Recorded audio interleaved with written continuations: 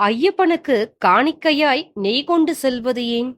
சபரிமலை ஐயப்பன் கோவிலில் நெய்யால் ஐயப்பனுக்கு அபிஷேகம் நடக்கும்.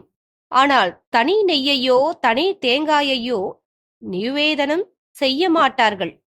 தேங்காய்க்குள் நெய் ஊற்றி நெய் தேங்காயே நிவேதனமாக்கினார்கள்.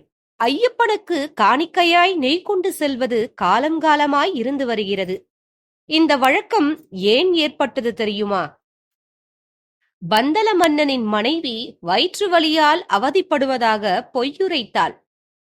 தாய்க்கு புலிப்பால் கொண்டு வர காடு நோக்கி புறப்பட்டான் ஐயப்பன்.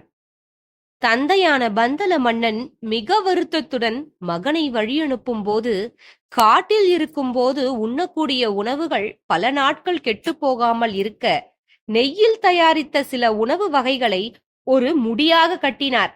அதே சமயம் சிவபக்தனான பந்தல மன்னன் முக்கண்ணனான சிவனின் அம்சம் போல் ஒரு தேங்காயை மற்றொரு முடியில் கட்டி கொடுத்தார். அந்த இரு முடிகளையும் ஏந்தி சிறுவன் மணிகண்டன் புலிப்பால் கொண்டு வர காட்டுக்குச் சென்றான். இருமுடியை முதலில் தலையில் ஏற்றியது ஐயப்பன் என்று புராணம் கூறுகிறது. இவ்வாறு இருமுடியை தலையில் தாங்கி ஐயப்பனை வழிபடும் முறை நாளடைவில் நிலைத்துவிட்டது. சபரிமலை ஐயப்பன் சிலை கடந்த 1800ஆம் ஆண்டு வரை தாரு சிலை எனப்படும் மரத்தால் செய்யப்பட்ட சிலையாகத்தான் இருந்தது.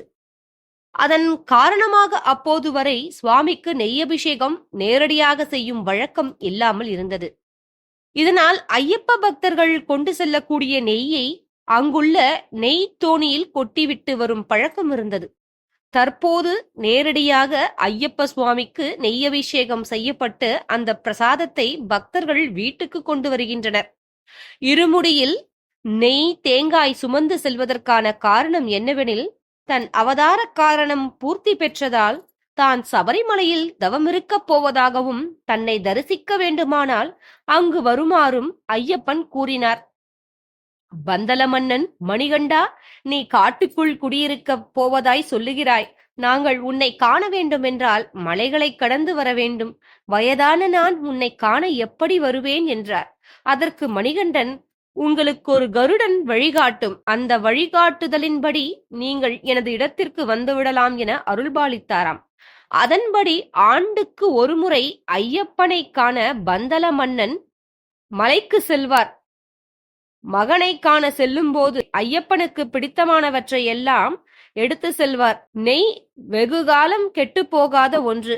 எனவே நெய்யில் செய்த பலகாரங்களை கொண்டு செல்வார்.